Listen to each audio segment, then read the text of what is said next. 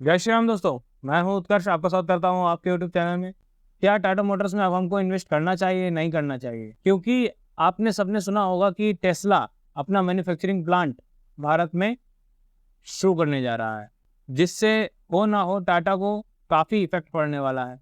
तो लोगों के मन में एक ये सवाल है कि क्योंकि टाटा में एक अच्छी खासी बढ़त भी देखी जा चुकी है, तो अब क्या हमें टाटा में इन्वेस्ट करना चाहिए या नहीं करना चाहिए? अपना प्रॉफिट बुक करके वहाँ से निकल लेना चाहिए?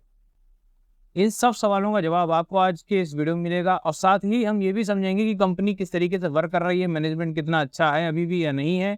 तो हर एक पॉइंट को क्लियर समझेंगे, तो वीडियो को पूरा देखें, अंत तक देखें बिना स्किप किए। शुरू करते हैं आज का वीडियो। टेस्ला बहुत जल्दी ही अपना मैन्युफैक्चरिंग प्लांट इंडिया में शुरू करने जा रही है, जिसका इफेक्ट टाटा को इसलिए पड़ने वाला है क्योंकि टाटा इकलौती एक लीडरशिप ऑटोमोबाइल कंपनी है जो कि ग्लोबली वर्क करती है। और साथ ही अगर बात करें तो ये इस समय भारत में लीडिंग ईवी सेक्टर की कंपनी बन चुकी है, जिसमें ये ईवी सेक्टर के ईवी व्हीकल बना रही है। इसके कंपटीशन में कोई भी ब्रांड नहीं है। लेकिन टेस्ला जैसे ही अगर भारत में एंट्री करती है और अपना मैन्युफैक्चरिंग प्लांट यहाँ पे रखती है, तो टाटा मोटर्स को इसमें एक अच्छा खासा कंपटीशन देखने को मिलेगा। तो इसी को लेकर बहुत से लोगों में सवाल बना हुआ है कि अब हमें आगे क्या करना चाहिए। टाटा मोटर्स एक लीडिंग ग्लोबल ऑटोमोबाइल मैन्युफैक्चरर है। ये ऑफर करती है wide range and diversify portfolio, जिसमें cars, sports utility vehicles, truck, buses and defence vehicles जैसे चीज़ें आती हैं। ये सर्विसेज अपने पूरी वर्ल्ड में प्रोवाइड करती है।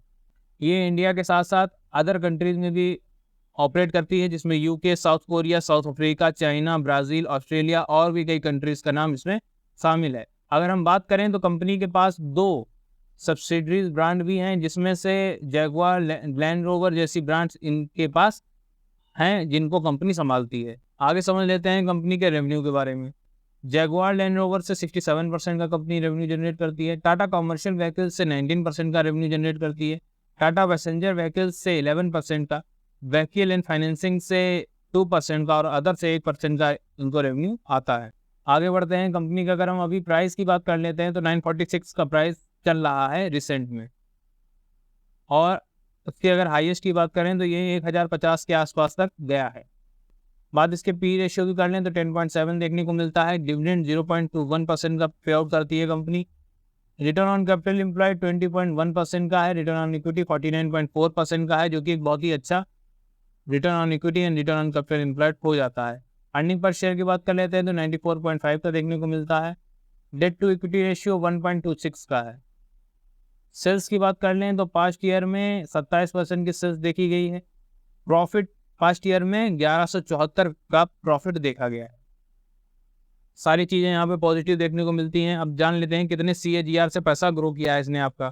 तो यहाँ पे एक साल में 84% के CAGR से पैसा ग्रो हुआ है, जो कि एक अच्छा नंबर हो जाता है। सबसे पहले अब यहाँ पे जान लेते हैं कि क्या इसमें निगेटिव पॉइंट। देखिए यहाँ पे जो एक निगेटिव पॉइंट मुझे ये लगा, इसके ऊपर डेट अच्छा खासा है। क्योंकि डेट टू इक्विटी रेशियो की बात करें तो 1.26 का यहाँ पे देखने को मिलता है, तो डेट एक अच्छा खासा कंपनी के ऊपर बना हुआ है। लेकिन क्योंकि ये टाटा ग्रुप की कंपनी है, तो यहाँ पे डेट को लेके हम ज़्यादा चिंतित इसलिए नहीं हो सकते हैं कि टाटा का नाम इसके साथ जुड़ा हुआ है और टाटा एक बहुत बड़ी ब्रांड। अगर हम बात करें ट्रस्ट की, तो टाटा से बड़ा ट्रस्ट की ब्रांड कोई भी इंडिया में नहीं है। तो इसीलिए यहाँ पे हम इससे डेट को लेके चिंतित नहीं हो सकते हैं। कोई भी प्रॉब्लम अगर होती है तो टाटा के अदर कंपनीज जो हैं वो इसको संभाल लेंगी, टाटा ग्रुप इसको संभाल लेगा। आगे बढ़ते हैं। अगर हम प्रमोटर की बात कर लेते हैं तो यहाँ पे प्रमोटर 46.36 का देखने को मिलता है। FII की 19.20 की देखने को मिलती है और DII की 16.01% की होल्डिंग बनी हुई है। साथ ही पब्लिक की होल्डिंग 18.31% की बनी हुई है। प्रमोटर होल्डिंग्स भी अच्छी खासी बनी हुई है और पब्लिक की होल्डिंग भी ठीक ठाक है। ओवरऑल कंपनी अच्छी है। बात कर लेते हैं कंपनी की वैल्यूएशन की, तो लो वैल्यूएशन में कंपनी अभी भी ट्रेड कर रही है। इतना ज़्यादा बढ़ने के बाद भी कंपनी ट्रेड कर रही है लो वैल्यूएशन पे। अगर हम इसी के कंपटीटर की बात कर लेते हैं, जिसमें मारुति का नाम आ जाता है, तो मारुति की अगर हम बात करें तो मारुति जो है हाई वैल्यूएशन पे ट्रेड कर रही है और उसका शेयर प्राइस चल रहा है 12,000 के आसपास का चल रहा है। और इसका शेयर प्राइस अभी जो डाउन हुआ है 946 का इस समय चल रहा है, और जब ये हाई गया था 1050 तक गया था। अब यहाँ पे जो हमारा क्वेश्चन बन जाता है कि क्या इसमें इन्वेस्ट करना हमारे लिए वर्थ है? बिल्कुल, इसमें इन्वेस्ट करना आपके लिए बिल्कुल वर्थ है और एक अच्छी कंपनी है। अच्छा रिटर्न इसने प्रोवाइड किया है अपने इन्वेस्टर्स को और अभी लो वैल्यूएशन पे ट्रेड कर रही है। तो अगर आप इन्वेस्ट करना चाहते हैं ऑटोमोबाइल सेक्टर में तो ये बहुत ही अच्छी कंपनी है। इंडिया में अपनी ये लीडिंग कंपनी है ईवी व्हीकल्स में।